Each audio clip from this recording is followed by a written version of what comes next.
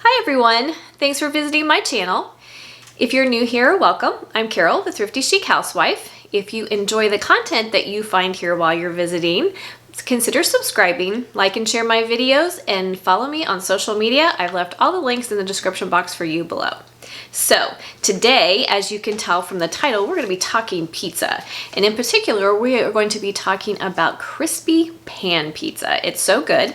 And speaking of social media, if you follow me on Facebook or Instagram, you saw a picture I posted a couple of weeks ago of a delicious crispy pan pizza, and actually it is the recipe from King Arthur Flour's website.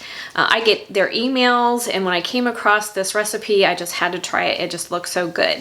So if you aren't familiar with King Arthur Flour, if you've hung around my channel very much, you know that I really love King Arthur Flour and their website. It's an employee-owned company, and they have great products, and they have great customer service. They have delicious recipes that they will send straight to your inbox I think every week they send new recipes. I think on Sunday they do a recipe roundup and kind of give you little teasers of recipes to look for. And if you purchase their products, you get their King Arthur Flour magazine every month. And in March's issue that I just got is they're calling this their recipe of the year for 2020, and it is crispy cheesy pan pizza. So if you didn't get a look at mine on social media, there is a little look at theirs. Doesn't that look delicious? So good. And if you follow my channel very much, you know that I love cooking in cast iron. So this whole deal was right up my alley, and I was really excited to try it. So I did, and it was absolutely delicious. So today I thought I would share with you how to do it. It's really simple, but it does take, the dough needs a long rise time. So you're gonna start your dough the day before, and then you can finish it up the following day. Or they say that you can, once you mix it, we're gonna do a little bit of kneading, not much, and then we're gonna let it rest for 40 minutes at room temperature, and then you wanna refrigerate it for a minimum of 12 hours or up to 72. So it's really great for planning ahead of time. If, like us, you enjoy fun food on Friday nights, you can make it earlier in the week, and then you have a delicious dough all ready and waiting for you in your fridge for Friday night pizza. So like I said, it's really simple. So what we're gonna do today is we're gonna make our dough, and all we're gonna do is mix together flour, olive oil, yeast, and salt, and warm water. And we're just going to give that a rough mix. We're going to do what is called folding. It's a process of 4 folds, and that's considered one round. We need to do it 4 times with a 5-minute rest in between. And then, like I said, we're going to let it sit at room temperature for 40 minutes, and then we're going to pop him in the fridge and let him rest until tomorrow, and then I'll bring you back and show you how to finish it off. It's so good, I can hardly wait. So let's get started. Okay guys, here we go. Easy peasy stuff here. So we need 2 cups of all-purpose flour, and what I do is I use the fluff and scoop method. So I just fluff my flour a little bit and then just level it off. You can gently spoon it in and then level off if you prefer. This works just as well for me. So we need 2 cups of flour. And to that, we are going to add a 1/2 teaspoon of yeast. You can use instant or dry active, whichever you have on hand. We need about 3/4 teaspoon of salt. If you like yours a little saltier, you can do a full teaspoon. We need 1 tablespoon of good olive oil.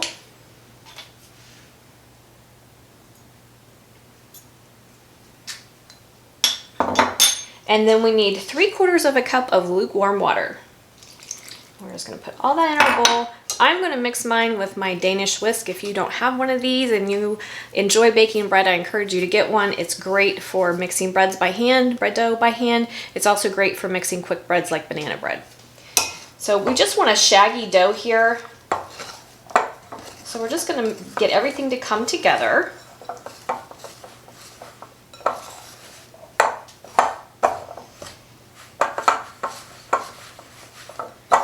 Now, I will say this, if you don't know this about bread baking.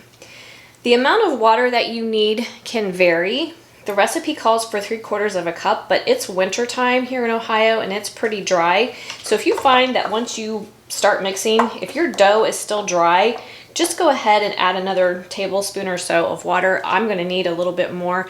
So when you're bread baking, the amount of water that you need can vary a little bit. So I'm gonna get a little more water. And then, like I said, just add about a tablespoon or so at a time until it's not dry anymore. You don't want your dough to be dry.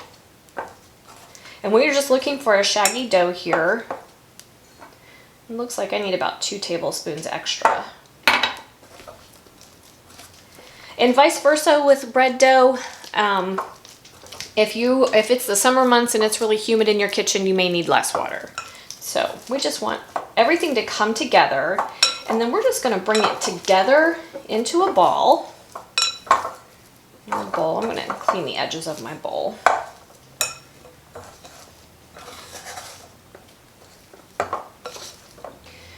Okay, so we have a nice shaggy ball here. So what we're gonna do now is we're gonna cover our bowl in plastic wrap, and we're just gonna let that rest for 5 minutes. And then I'm gonna bring you back and show you how to do the 4 folds, they're calling it.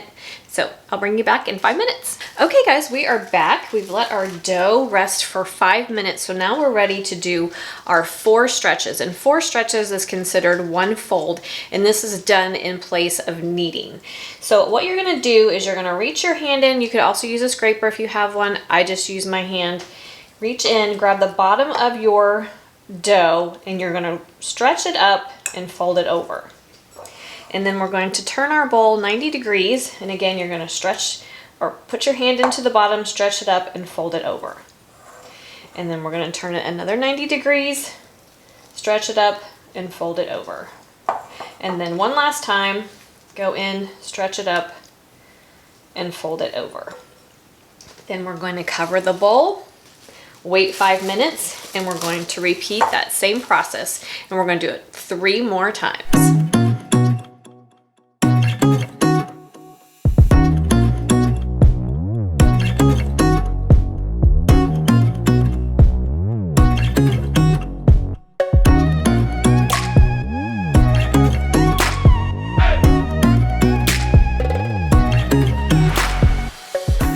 Okay guys, we have done our 4 stretches 4 times. So each 4 is considered a fold. So we've done 4 folds, which takes the place of our kneading. So now we're just gonna cover it with plastic wrap. And then I also like to cover mine with a kitchen towel. And we're just gonna let it hang out for about 40 minutes at room temperature.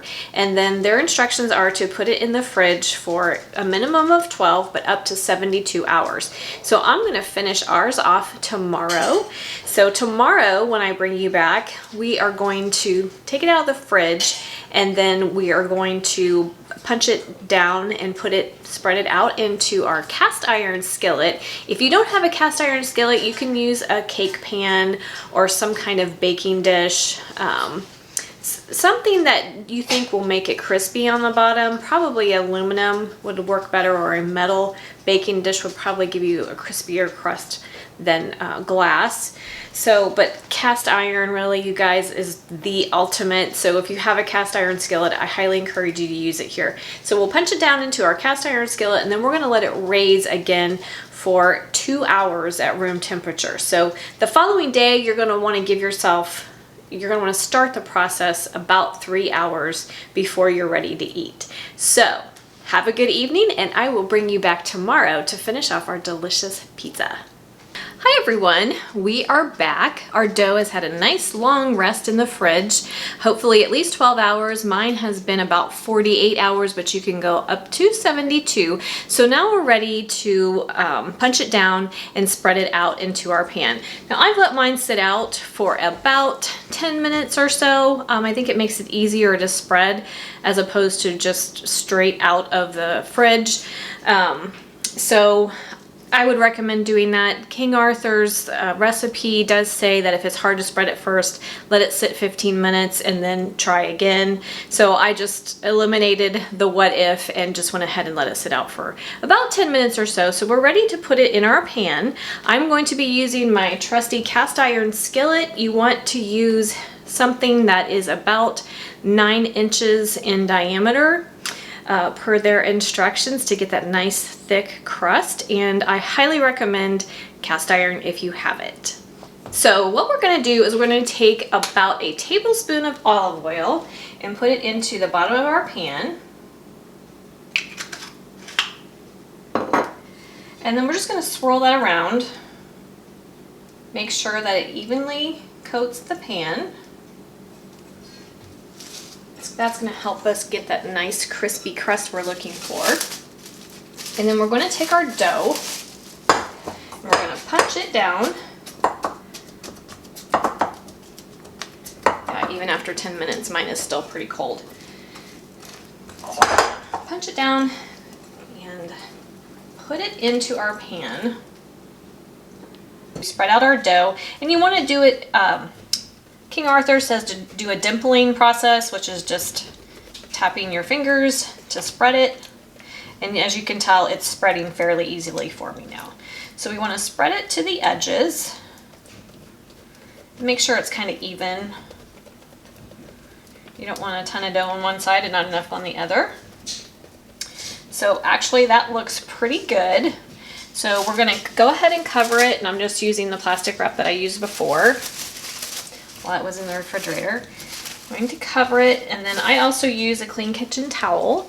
We're going to put that on there, and then we're just going to let it rise in a warm place for about 2 hours. So after about an hour and a half, I'm going to turn my oven on to 450 degrees so it can preheat. So by the 2 hour mark, I'm ready to top my pizza and put it in the oven. Now you want to bake this on the bottom rack of your oven, so you want to make sure you have your racks adjusted accordingly so you can fit your pizza in there before you preheat it. So when you bring it back, when we come back, we're going to top our pizza and then pop it in the oven. Okay guys, our dough has been rising for about 2 hours. As you can tell, it's nice and puffy, and per King Arthur's instructions, when you shake it, it's kind of jiggly. So that's what you're looking for. That's how you know that it's totally risen. So their next instruction is to keep this crust from getting soggy. They want you to put a layer of cheese all across the top, all the way to the edge. Their recommendation is to put 1 cup of cheese on first and then 1/4 cup on top after. I do about half and half. So there's our cheese, and then they say to go ahead and top it with sauce. So we're going to dollop on some sauce.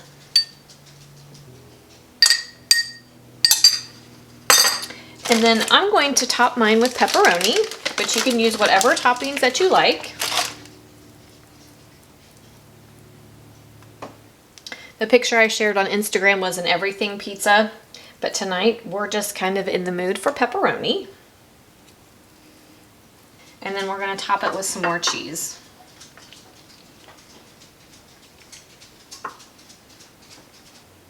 And they're recommending about 6 ounces of cheese, so that's pretty good. I am going to use a little bit of Parmesan and freshly grated Romano as well. And I also like to top mine with a little bit of oregano. I just use dried oregano. If you use fresh oregano, just top it after the pizza comes out of the oven. So we are good to go. I'm going to pop them into a preheated 450 degree oven for 18 to 20 minutes. Like I said, you want to make sure it's on the bottom rack because we want that bottom to get nice and crispy. And we're going to bake it until the bottom's crispy and the top is ooey gooey and all of our cheese is melted.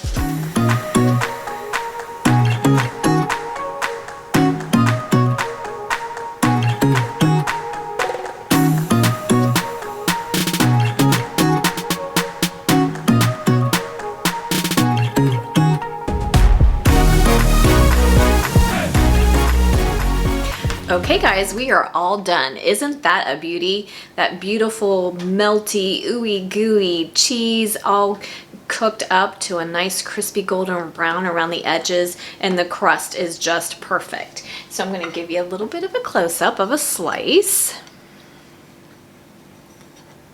Nice, thick crust, and then that beautiful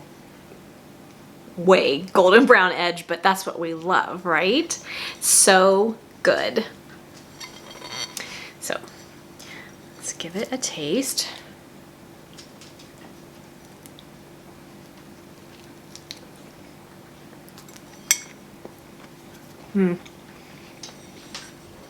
That is fantastic. Those beautiful pockets of dough. Like I said, nice crisp bottom and ooey gooey and cheesy on top. You can't get any better than that. So my final thoughts, a couple of things.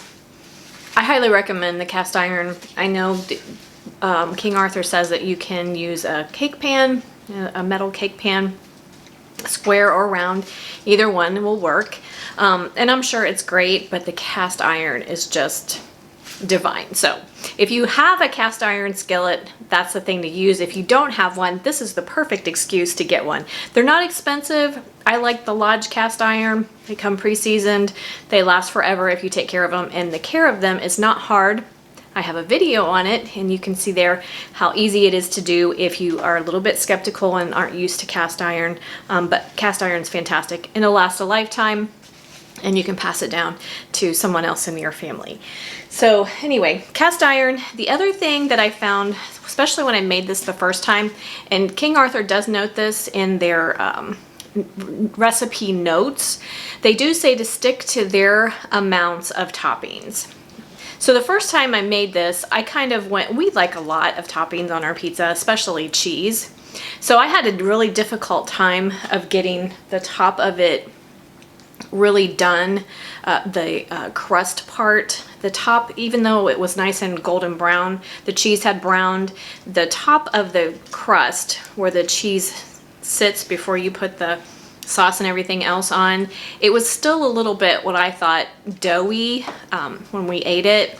So I think if you want to add more toppings and you like a lot of cheese like we do, the thing that I would do and the thing that I will do next time is I'm going to do a pre-bake to kind of get more of a golden crust on the bottom and to help it along on top before I top it. So I'll put it in the oven on the bottom at 450 for about 5 to 8 minutes just to get it started, and then I'll pull it out and then finish topping it and put it back in, and then that should get rid of any doughiness if you want the extra toppings. So that's just my recommendation. That's not something King Arthur says, but that's something that we experienced the first time, and I think would work so that you have a better chance of getting it done and using more toppings. This time I used fewer toppings, and it got done. The top of the crust underneath your toppings is not doughy at all. Not like I experienced the first time. So do a little pre-bake. If you are like us and you like tons on top, I would do a little pre-bake first, bring it out, top it, and then finish cooking it off. And it does take about 20 minutes to bake it. It'll depend on your oven, but for me it was about 20 minutes to get everything nice and golden brown all around the edges and across the top. So there's that. I will link the recipe to King Arthur's website for you in the description box below. I'll also put a link to Lodge cast iron in case you're interested in a cast iron skillet. Like I said, they're not expensive and they will last a lifetime. So thanks so much for joining me today, guys. If you have comments or questions, leave them for me in the comment section. Don't forget to like, subscribe, and share, and I will see you next time. Have a great day.